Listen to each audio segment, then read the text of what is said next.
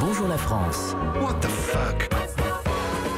Des infos dingues qui pourraient changer le monde. Et aujourd'hui, Bertrand, vous nous parlez d'une transaction immobilière un peu particulière, mais vraie, évidemment. Bien sûr, tout à fait, Daphné. Même Stéphane Plaza est passé à côté, c'est dire.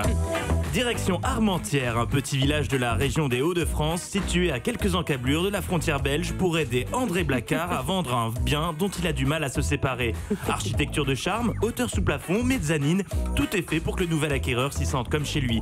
Mais au-delà de l'émotion que ressent André de se séparer de son bien, il peine surtout à le vendre au prix qu'il s'est lui-même fixé, 149 500 € net vendeur. Bon, mais alors, votre annonce, elle est super. Pourquoi est-ce qu'il n'arrive pas à vendre son bien ? C'est une maison ou un appartement d'ailleurs ? Eh bien, c'est une église, Daphné.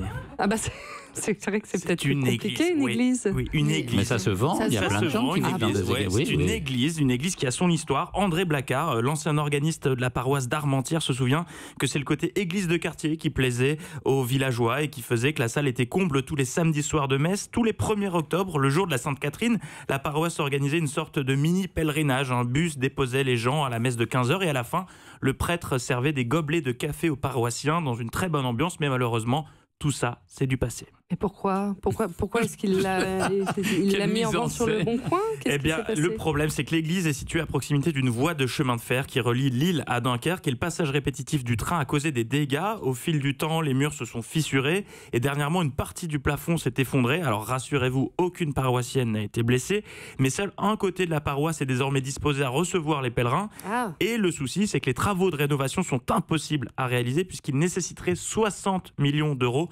Soit Ariel, 393 millions de francs.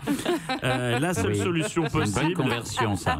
Il faut y revenir. Vous n'avez pas en dollars zimbabwéens ? Non, mais je vais me renseigner. Ariel a une passion pour les conversions. C'est comme ça. La seule solution possible est donc de vendre l'église et tout est prévu pour que le nouvel acquéreur puisse réaliser ce qu'il a envie de réaliser, puisque l'annonce précise qu'il sera possible de transformer le lieu de culte en immeuble. Wow. Alors pour 149 500 € et après avoir obtenu les différents accords administratifs, vous pourrez donc transformer l'hôtel en cuisine américaine et le confessionnal en douche italienne, et ça c'est assez classe.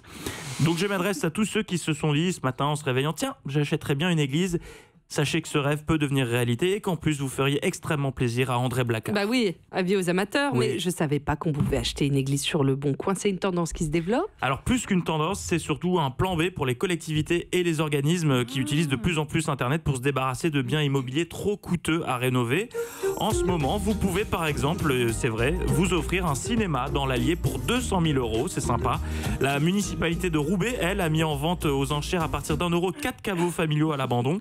Et puis vous pouvez aussi acheter des objets insolites, mis en vente par les villes. Si vous voulez jouer au contrôleur chez vous, vous pouvez acquérir des composteurs de billets avec imprimante intégrée pour moins de 10 000 €. Ça fera un très joli cadeau de Noël pour les enfants. C'est une belle idée. Merci Bertrand. 10 000 € le composteur. Oui. Composteur de billets. Ah oui, c'est des heures de fun. On vous passera l'annonce.